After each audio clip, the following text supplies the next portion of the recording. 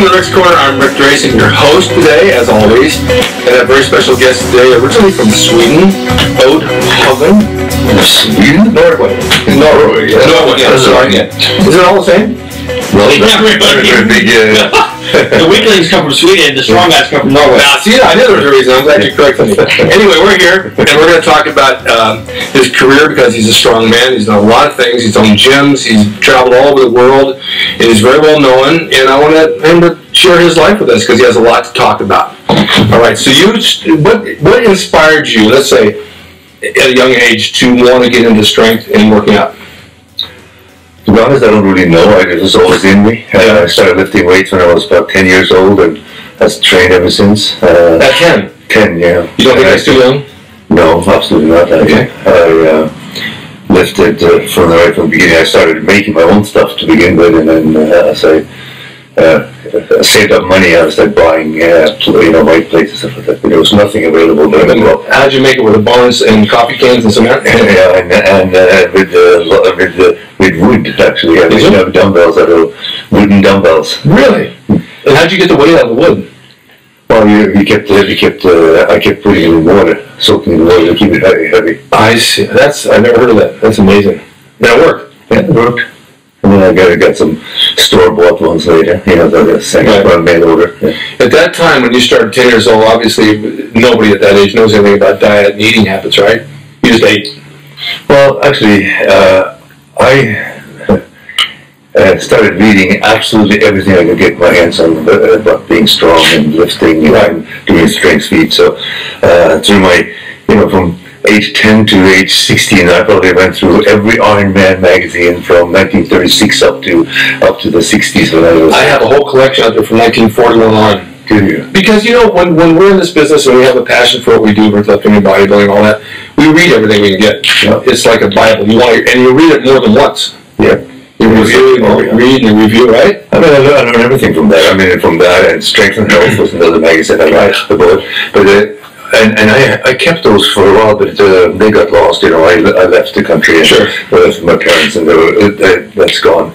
But I actually have I have in my gym here, I have one of the benches I made in shop when I was 12 years old. Really? Out of wood, but it's incline, adjustable incline bench that functions perfectly fine right now. I don't use it, but it functions perfectly fine. And I have the first weight that I ever got to. How old were you when you came here? I was I first came here as an exchange student in high school when I was 18. Okay.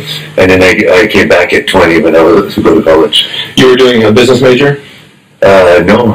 Well, everything I ever thought about when I grew up was being exercise physiology, muscles, and building muscles. And I saw that, but that's something about MBA too. Yes, after I got my degree in exercise physiology, I got my MBA in finance from Berkeley. I say that because at every level in life, you can have the creative side, which is really good, and you're lifting and all that, but you also need to have the business side, especially if you're going to open gyms. Yes. Because you got to know what you're doing. Yes. And so you opened some gyms. Yes.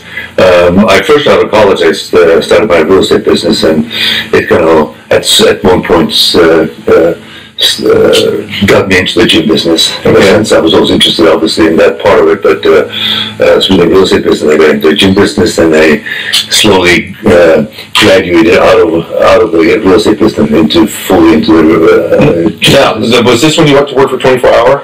No, I never.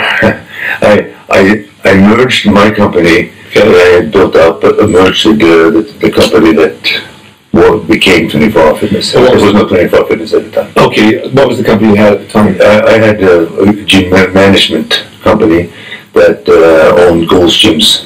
Okay. In Bay Area and in Honolulu, Hawaii. So when you got into the gym business, I also remember that you had some Gold's Gyms. You had a Gold's Gym and more Gold's Gyms? Yeah, I've had up to 8 Gold's Gyms. And these were in the Bay Area? Bay Area and Honolulu. Yeah. I actually worked out there in Honolulu. Yeah, that was in the 80s, I believe. That would be before my time. There was one before us. We opened up in 1990. Okay. And at the time we opened up, we were one of the biggest Gold's Gyms in the world. The ones in the Bay Area, are they still there? Some are, but I don't think any of them are Gold's Gym anymore. Okay. You saw them all? I sold them off.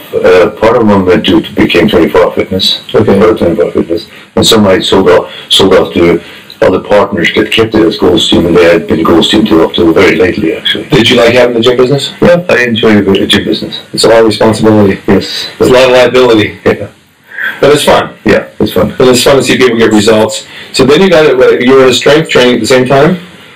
Yeah, of course, as I grew up, I was in all kinds of sports, and in college I did 3 different sports, and at the same time did bodybuilding. Right. And through my teens I did bodybuilding. My first contest was at 17. Okay. And so forth. And I actually was in IFBB Mr. World in 1968 at the Brooklyn Academy of Music. Really? How'd you do on that? Well, I don't know, didn't place, but they only placed like the first top 3 anyway. That's an experience. Yeah, that was an experience. Did you do good with bodybuilding? Yeah, I won Junior Mr. Norway. I won Senior Mr. Norway before I came back to the US. I won Mr. South Atlantic after I came here. Competed in Junior Mr. America, and like I said, I have to be Mr. World. I have a question about bodybuilding because I didn't start as a bodybuilder. I started as a powerlifter. And I always felt that powerlifting gives you your foundation for bodybuilding. That you need some sort of a base at the squats and the deadlifts and the bench presses to get your strength and get your thickness, and then you can sculpt after that. Am I right? I think there's different approaches, yeah, true. You do want to have, I think my upbringing, so to speak, and it was on my own, and I've read everything. So sure. I did strength feet, I was bending iron when I was just a teenager, and sure. I was doing all that kind of things already. So I probably had more all-round training. So I was actually national champion in Olympic weightlifting, in powerlifting, and in bodybuilding.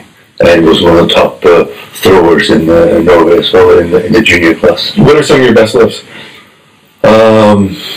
Well, I don't even remember what I did back then. So long time ago. But as a masters lifter, I've been about 750 in deadlift, and I think like 730 something, actually 35 officially. I have about 500 in bench press, and about the same as the deadlift in squat as well. That's incredible. But that was as masters. I mean, I started up again and started competing after 20 years of just working on. No, I get it. Have you had any joint injuries? I think we talked about this. Joints are funny. Yeah, of course, they're probably, if I didn't do what I'm doing, they would probably all fall apart, I would have to say. But I'm still competing. I think I just won world championship in some arm lifting and stuff like that. And I'm doing just started a new career in mass wrestling. I want to get into that too. We're going to get a little ahead. But I think it's the main thing is that you got to keep at it. I mean, if I quit, I would probably have some major problems in the knees, probably, and also maybe in the lower back and hips. Yeah. But just you keep it working. That's the theory I have too. As long as you keep the machine oiled, you keep it working, it's going to work. Yeah. And the minute you stop and sit on the couch, it stiffens up and nothing works. Just the way life goes. Do you still train heavy? Yeah. I mean, it depends who to speak to. I learned particularly over the last 15 years how to train. I changed a lot of the training. I mean, it's just amazing when I think back on some of the things I did in my 20s and in my teens, stuff like some of the squatting and stuff like that, with my knees down, out and stuff like that. That my knees even still there. But I learned that you can do a lot of explosive stuff. So I do a lot of explosive stuff where it's sub-max, maybe the weight is about 50% over 1 rep max, 50 to maybe 70%, but I'm exploding it. And I don't do very many reps, I do very few reps, anywhere from 1 to 5 reps. Okay, it's all really explosive, so mentally it's, and it gives you almost the same effect as having a heavy weight. But if you can lift heavy weight, you always have to do some heavy weights because it's a biofeedback there. Exactly. You have maybe you don't do it, you don't do it. Yeah.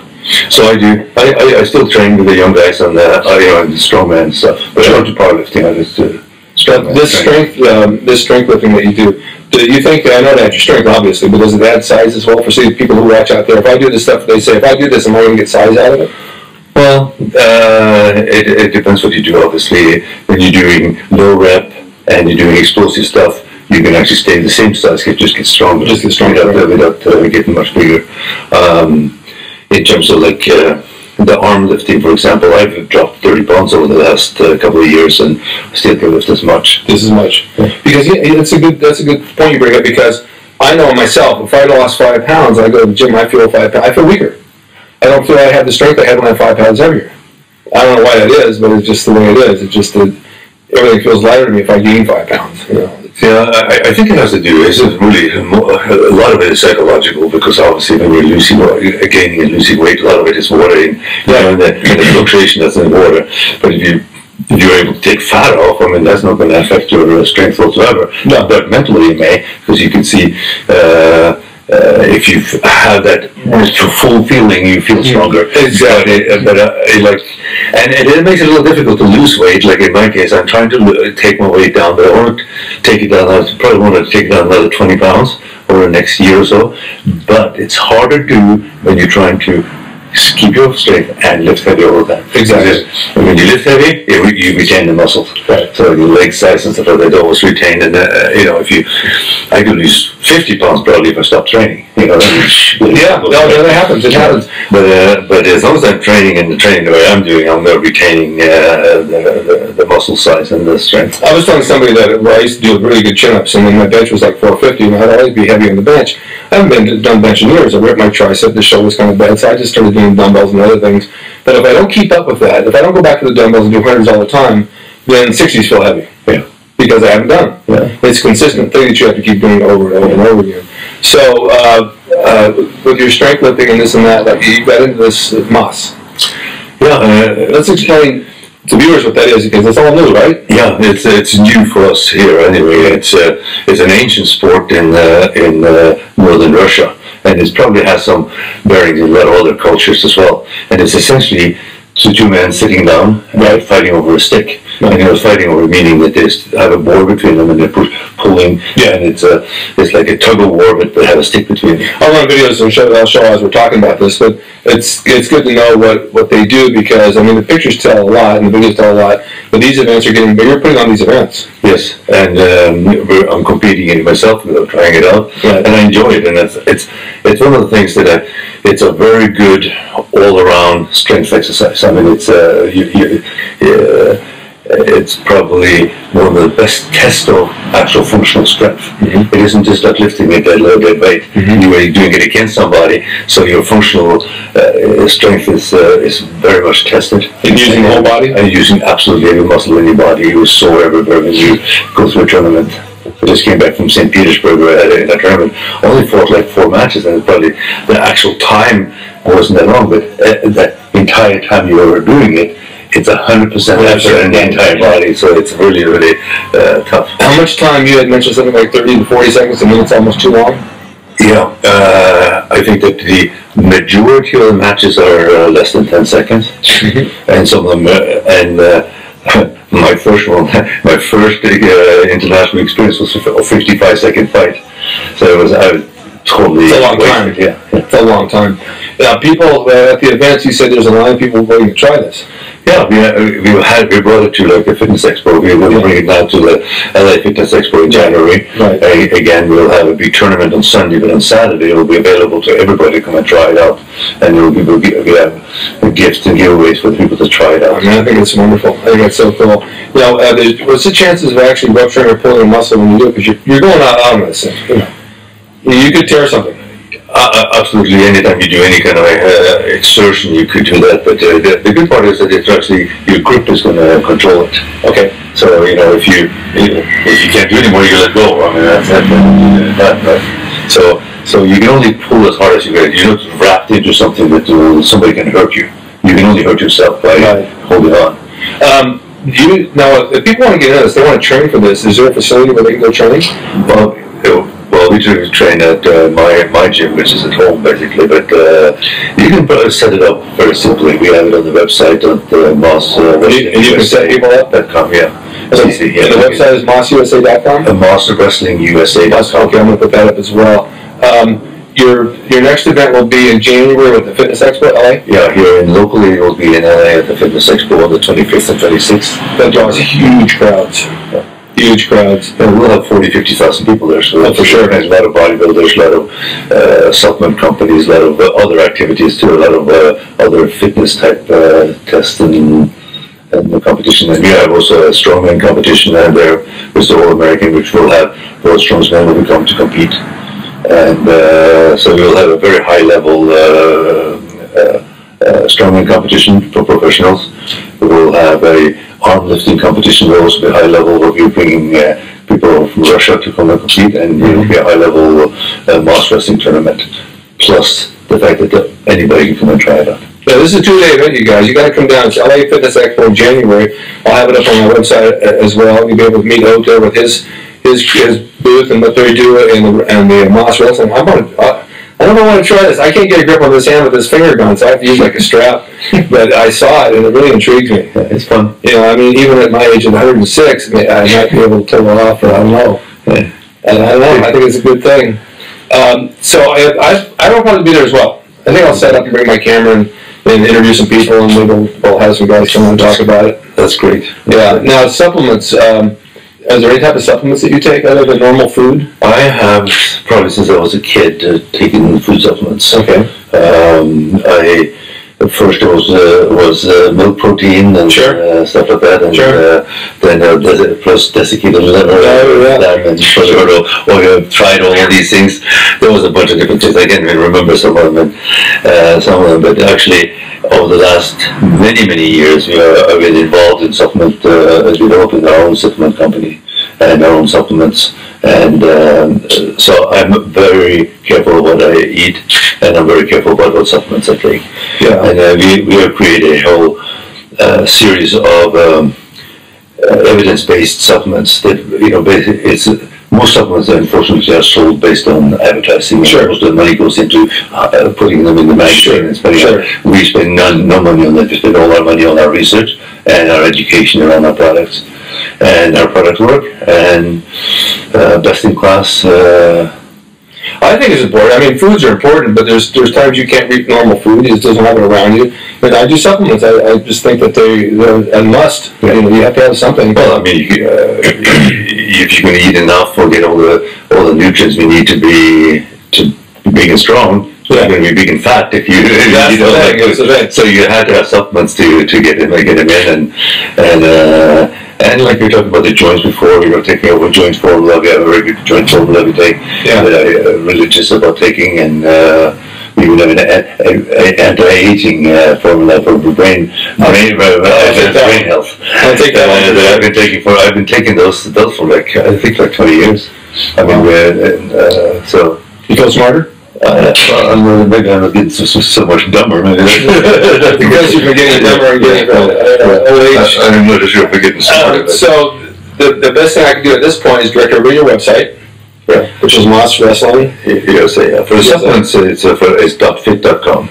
.fit.com. That's available in health clubs. That's available in health clubs. The Moss Wrestling, obviously, we are going to try to push it out into the health clubs. We have had a couple of demos in different health clubs, and they're just excited as they can be about using it. So we're looking at trying to roll it out in some health clubs. Okay, great. As an activity. Now you brought something all wrapped up there in my leopard skin tights. Yeah, unfortunately not to give to you, but I want you to sign it. Oh, I can't keep it? You can't keep it. It's a one of a kind. I accept all. I am too. Yeah, I'm one of a kind. I know you are, Neil. When you see this, you'll see all. Okay, let's bring this up here and have a look at it. As I said, I was on Gold's Gym, and we graduated from Gold's Gym in Honolulu and Hawaii, and we had this commission, and I know that you are the one that behind this fella that actually designed it. Oh my God, that's crazy! Show the camera out there so we can all have a look. That is unbelievable. So that's mine, huh? So one of a kind. All you have to do is sign it, so I can. Okay.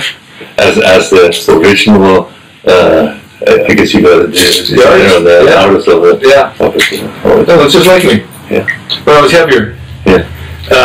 But it's a lot of detail, and it's. What would you like this signed? You have space right there. Yeah. Okay, here we go.